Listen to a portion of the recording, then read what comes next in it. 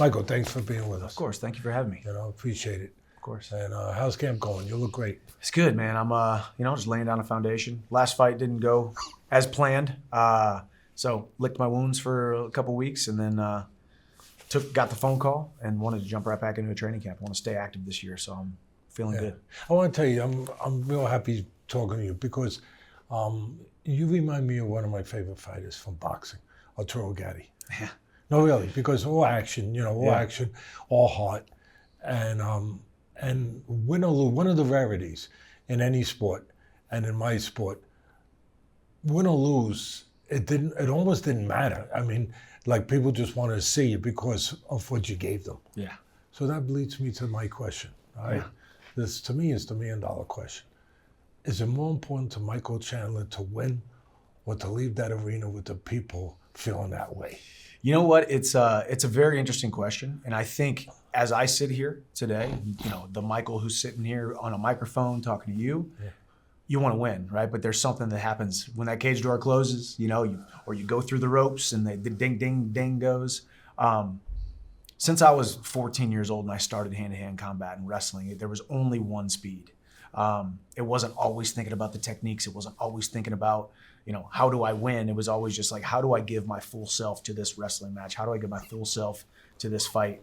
I admit, maybe to some of my hardcore fans who really want to see me win, it's probably not the best strategy sometimes, but I've also only lost to the number 2 or 3 ranked guy in the world at this 100%. point. Justin Gaethje, Charles Oliveira, Dustin Poirier. So when you look at that strength of schedule, you're also fighting the toughest guys in the entire world. All those guys are first ballot Hall of Famers. So therefore, 100%.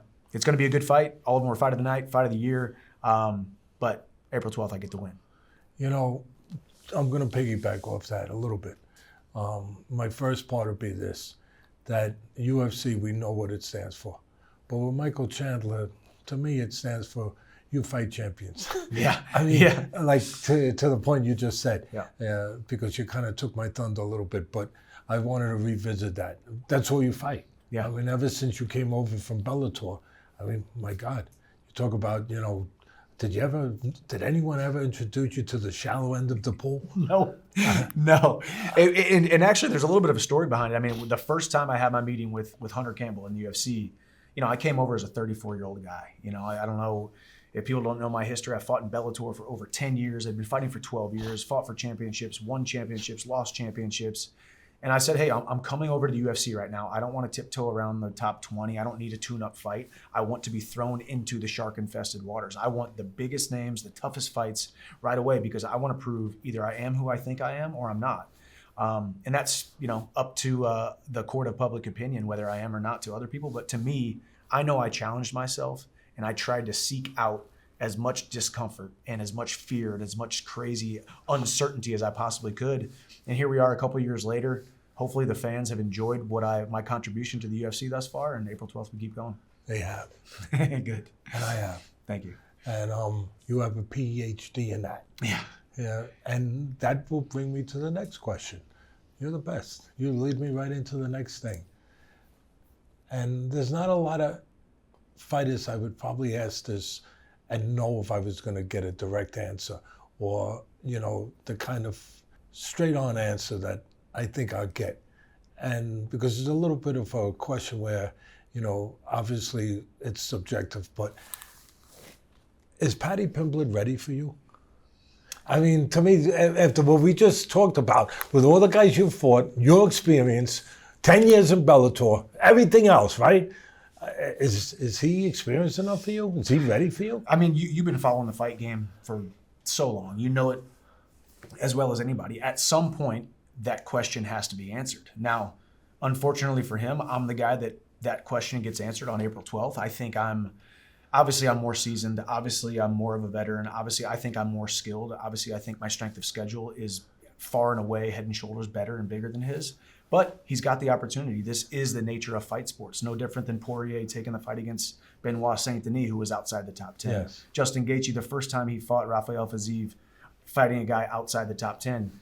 At some point, you start to get the criticisms of, hey, you're only fighting guys inside the top 3, top 5. Give one of these young, hungry up-and-comers a chance. And for me, when the name got thrown across my phone line, Compared, I mean, compared to Oliveira, compared to Gaethje, compared to Poirier, compared to even Ferguson and Dan Hooker, who was number 5 at the time when I fought him, I have fought nothing but top guys and scary fights. I'm not saying Paddy isn't a top guy or isn't a scary guy. Of course. He hasn't proven that yet. And I believe my skill set is enough to not just beat him, but to dominate him. And I think there's less of a question on, is Michael Chandler still the guy that we all think he is? And more of a question is of, where does Paddy Pimblett fit into all this? And I think I will emphatically show people the answer to that question on April 12th. I'm sure you will. And, that leads me to the next thing. You were waiting on Conor McGregor, the biggest star in the game. And obviously it came time not to wait anymore. And now you got Pimblett. Does Pimblett represent that sort of star power? He's definitely got some star power. I mean, he's not as big as Conor, obviously, but I think more than anything, it wasn't about Charles Oliveira in November. It wasn't about Paddy Pimblett now in April. What it was about was, hey, listen, I understand the criticisms of me waiting out and sitting on the sidelines. It made a lot of sense for the time being until it didn't make sense anymore. As soon as that fight got pulled in June, it was like, okay, we're going to recalibrate and figure it out. Then we fought Oliveira in November 2024. 2 months later, I'm saying yes to a fight against Paddy Pimblett to fight in April, and then we still got 8 months left in 2025. People forget I fought 6 times in 13 months when I was earlier in my career. My first couple of years of my career, became the champion in Bellator within 18 months of me throwing my first punch, lacing up my first set of gloves. So I've been a very active guy. In the first 25 months of me being in the UFC, I fought 5 times. So I'm an active guy. Just took a little pit stop, cooled the jets a little bit, and now we're gonna trot on and be very busy in 2025.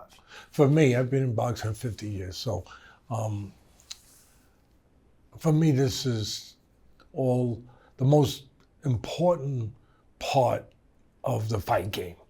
Obviously, you have to have talent. You're very talented, but they all are. But you have to have talent. You have to have good technique, all of those things. But the most important part I've found over all the years is the mental part. 75%. That's what I put on it. Yep. In my business. You in agreement with that? And what is the percentage in your business? It's definitely north, 75 or north. I mean, at some point, it doesn't matter how good your punches, kicks, knees, and elbows are. It doesn't matter how good a cardio you are. It doesn't matter, like you said, how talented you are. You have to believe when that cage door closes that you're going to win, that you've done enough to win. And for me, it's always been easy to believe in myself because I know I've done things right.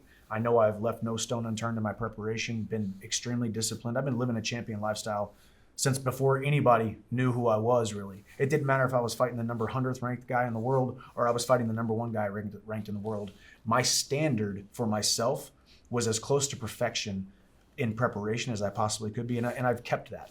I'll be 39 years old in April. 12 days shy of my 39th birthday, and I've done nothing but live it, and I'm proud of that. I did it my way. I did it the champion way. And I believe in myself and I believe in my preparation and I still believe in the God's calling on my life. And that is to definitely continue to put on ridiculously great shows under the brightest lights on the biggest platform I could possibly be on. And that's what we have April 12th. And that's why people appreciate you so much. I think they see it, They see it. Sometimes it feels like it goes unnoticed, but I'm also running my own race too. We're all going to have haters and you just got to keep on going. Yeah, of course. But that means having haters means you're doing something right. Yeah. You're doing something pretty good. I got to go off of that, the mental part. The one thing I would add to what you said is that for me, it's about keeping yourself together, being able to think clearly in an in an unclear environment where others can't. Yeah. And where you go into the fire. And others just see the fire, and you see the openings and the way to get around the fire and to control the fire. Yeah. And for me, that is always the telling of taking whatever talent you have, and the talent's pretty comparable in you guys' field. You're all talented. Some more on the floor, some more on the striking, different, but you're all so talented. And you've worked your whole life to develop those physical abilities. But again, it's the mental to be able to make the right decision at the right time in an uncalm environment. Yeah. There's been times that it looked like, you're an honest guy. I only know one way to speak. that you haven't made the right decision? I would 100% agree with you. Why? Yeah, I mean, I think the craziest thing is I feel like I was more let down in my entire career than any other fight in this last fight with Charles Oliveira. But I saw glimpses of more composure in that fight. I saw glimpses, and because I remember actually thinking. I agree inside with the you, by fight. the way. I'm so glad you go. Yeah. Go. I'm sorry. So like it's hard, right? Because there was a loss, but there was growth in the fight. So it's hard because your heart says, well, you lost, so therefore you're not good enough. But really, I saw, if I use my brain, I think, well, but wait, I made some very good veteran decisions in there and had an injury after the first round and some weird stuff that happened. But it's I felt more alive in there and more comfortable, more composed and more present in there. And I think I grew up with such fear of the unknown and so much yearning for security that I've thrown myself into the most uncertain, scariest things in life. And I think that comes out in my fight style. And I think that's why people enjoy watching me, because they can tell that I might make a bad decision and I don't care what the repercussions are, Now, Yes. Is that smart? Probably not, but it's also why I end up with fight of the night. But I want to win. And I think on April 12th, we're going to see a little bit more of that, more of a calculated guy with big, heavy shots. I know we will. You know why? Because in my business, at this point in my life, as a trainer, commentator, teacher, hopefully, you can't teach someone if they're not aware of what they're doing wrong. Yeah. You made it very clear that you're aware of it. Mm-hmm. If you're aware of it, you can fix it. You can control it. You can rein it in. Yeah. Matter of fact, you said just what I was thinking you were going to say. I made a note here. I didn't go to my notes. I didn't need to. We started talking. We went. But I had a note in here to ask Michael Chandler, in his last fight with Oliveira, did you finally feel like you started to rein in the monster? Just to get right to the point. Yeah. A little bit. To get away from that. And I'm going to use a difficult phrase. Sometimes what looks like kamikaze. Yeah. Yeah. Yeah.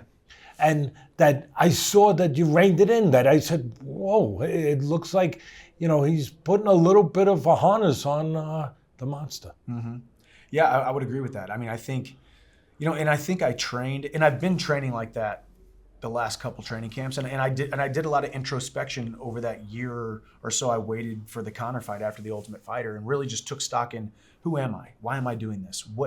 What kind of attributes do I have, and where am I squandering the gifts that God gave me? And I think, if you're a guy who, I'm not afraid to go out there and kill or be killed, right? People know that. I will throw myself into the fire and not worry about the repercussions. But is that squandering the gifts that God has given me? And I think I've definitely done that in the past. And I think there was a little bit of conviction about it, and I've journaled about it a ton, 300-something pages in the journal about why I am in the position I'm in and why I deserve to be successful.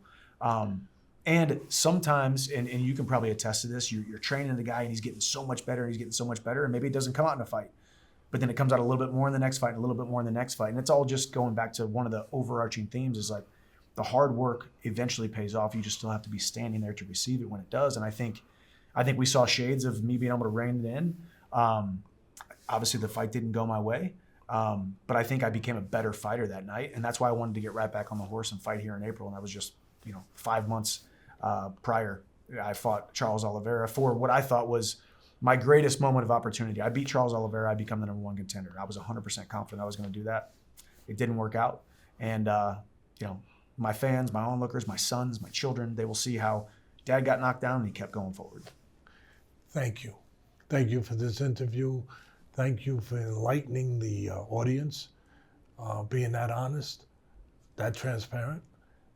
You just kind of opened up the curtain a little bit, where the fans don't normally get to go and peek behind that curtain of what's really going on in these beasts of men.